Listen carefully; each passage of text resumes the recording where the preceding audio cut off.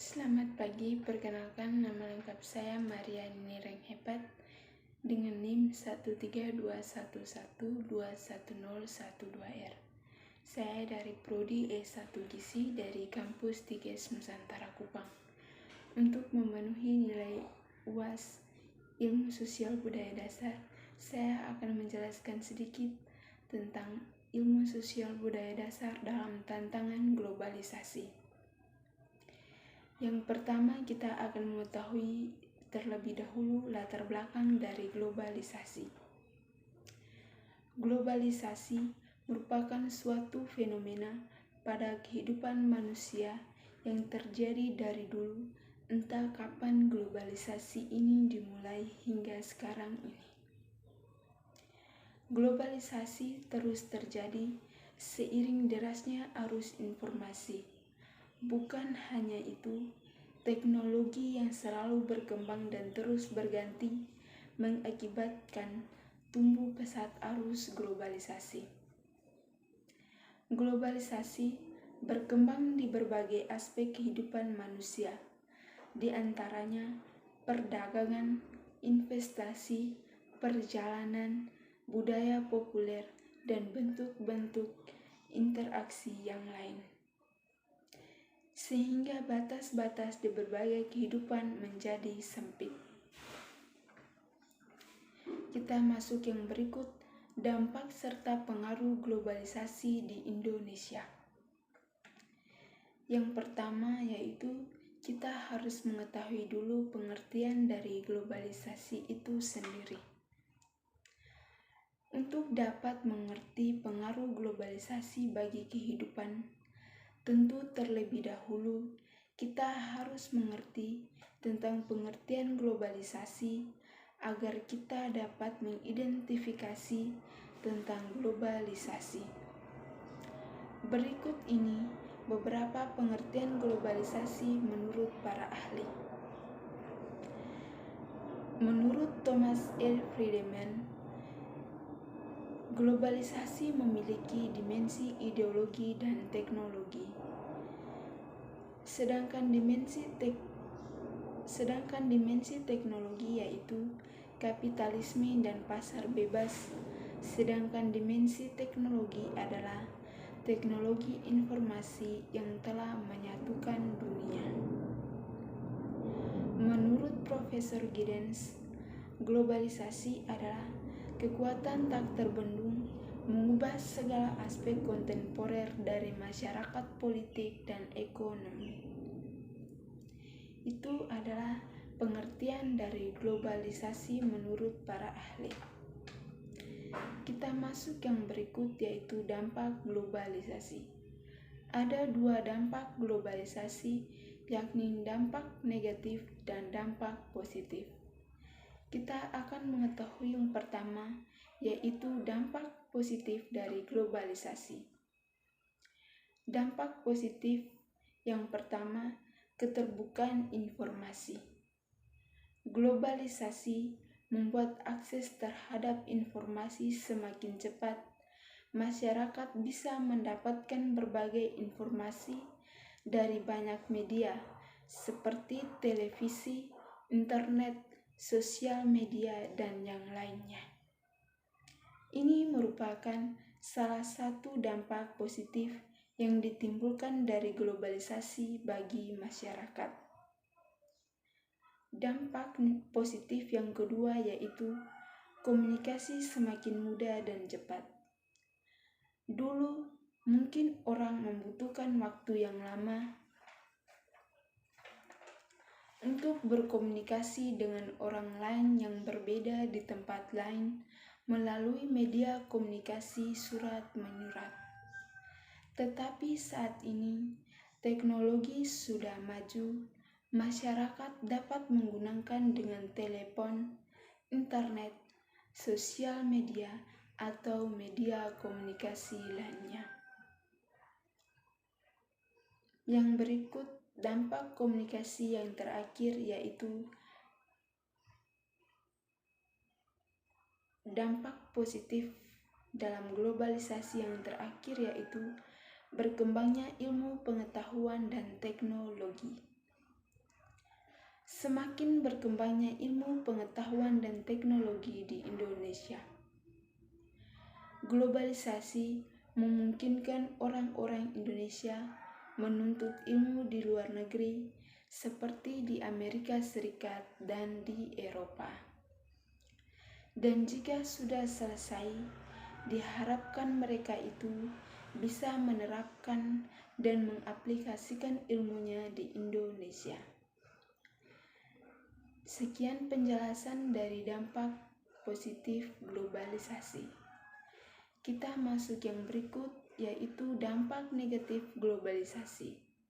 Dampak negatif globalisasi ini memiliki 5 dampak negatif. Kita akan membahas dampak negatif globalisasi yang pertama, yaitu informasi tak terkendali. Globalisasi tidak hanya memberikan manfaat untuk kita semua, melainkan juga terdapat dampak negatifnya. Salah satunya adalah arus informasi yang tak terkendali. Tidak semua informasi itu baik untuk kita. Ada juga informasi yang tidak baik. Oleh karena itu, di era globalisasi ini, kita harus tetap menjaga diri. Dampak negatif globalisasi yang kedua yaitu budaya kebarat-baratan. Dampak negatif globalisasi yang juga diaruskan dan dirasakan oleh bangsa Indonesia saat ini adalah menjamurnya budaya barat. Jika hal itu baik, maka boleh kita tiru. Jika sebaliknya, maka itu bisa kita tinggalkan. Kenyataannya, saat ini banyak sekali budaya barat yang masuk di Indonesia, tetapi sebaliknya, jarang sekali orang-orang yang mau melestarikan budaya asli Indonesia itu sendiri. Kita masuk dampak negatif yang ketiga, yaitu sikap individualisme. Sikap semacam ini bisa kita rasakan seiring kemajuan teknologi. Manusia disibukkan dengan teknologi yang mereka miliki. Hal ini yang menyebabkan manusia semakin individualistik. Padahal hakikat manusia sebenarnya adalah makhluk sosial. Kemajuan teknologi dan ilmu pengetahuan menyebabkan orang-orang cenderung akan individualistik. Dampak negatif globalisasi yang keempat yaitu kesenjangan sosial semakin besar. Sudah bukan rahasia jika antara orang miskin, kaya di negeri ini sangat besar sekali. Satu sisi globalisasi membuka peluang untuk orang-orang yang berpendidikan. Sedangkan di satu sisi, globalisasi membuat orang-orang kecil semakin sulit bertahan hidup. Ini yang menyebabkan kesenjangan sosial di Indonesia semakin lebar setiap tahunnya. Yang berikut, dampak negatif globalisasi yang terakhir adalah pola hidup konsumtif. Dampak negatif dari globalisasi lainnya adalah meningkatnya konsumerisme di kalangan masyarakat di Indonesia. Sifat konsumtif dibentuk oleh kita yang cenderung berbelanja produk-produk yang kita inginkan, bukan yang kita perlukan. Kemudian akses dalam berbelanja dan membanjirnya produk-produk branded menyebabkan pola hidup konsumtif semakin merajalela. Itu penjelasan tentang dampak negatif dan dampak positif dari dampak globalisasi. Yang berikut, peran ilmu sosial budaya dasar dalam tantangan globalisasi. Perubahan budaya yang terjadi dalam masyarakat tradisional, yakni perubahan dari masyarakat yang tertutup menjadi masyarakat yang lebih terbuka, dari nilai-nilai yang bersifat homogen menuju pluralisme dan norma sosial, merupakan salah satu dampak dari adanya globalisasi. Perkembangan ilmu pengetahuan dan teknologi mampu mengubah dunia secara mendasar. Komunikasi dan transportasi internasional telah menghilangkan batas-batas budaya bangsa Indonesia. Kebudayaan setiap bangsa cenderung mengarah pada globalisasi dan menjadi peradaban dunia sehingga melibatkan manusia secara menyeluruh. Misalnya, dalam bidang hiburan massa, globalisasi itu sangat terasa. Setiap hari, kita bisa menonton film di televisi dari negara-negara maju di seluruh dunia seperti Amerika Serikat, Jepang, Korea, dan lain-lain. Sementara itu, kesenian-kesenian populer lainnya yang tersaji dalam kaset, CD, DVD yang berasal dari macam negara pun makin merak beredar di tengah-tengah kita. Hal ini menunjukkan betapa negara-negara penguasa teknologi mutakhir telah berhasil memegang kendali dalam globalisasi. Globalisasi budaya khususnya di negara kita. Peristiwa transstruktur seperti itu mau tidak mau akan berpengaruh terhadap keberadaban kesenian kita. Padahal kesenian tradisional kita merupakan bagian dari kekhasan kebudayaan nasional yang perlu dijaga dan dilestarikan. Arus globalisasi saat ini telah menimbulkan pengaruh terhadap budaya bangsa Indonesia. Dasarnya arus informasi dan telekomunikasi ternyata menimbulkan sebuah kecenderungan yang mengarah pada memudarnya nilai-nilai pelestarian budaya. Budaya Indonesia yang dulunya ramah tamah, gotong royong, sopan, bergantian dengan budaya barat. Misalnya, pergaulan bebas pada remaja.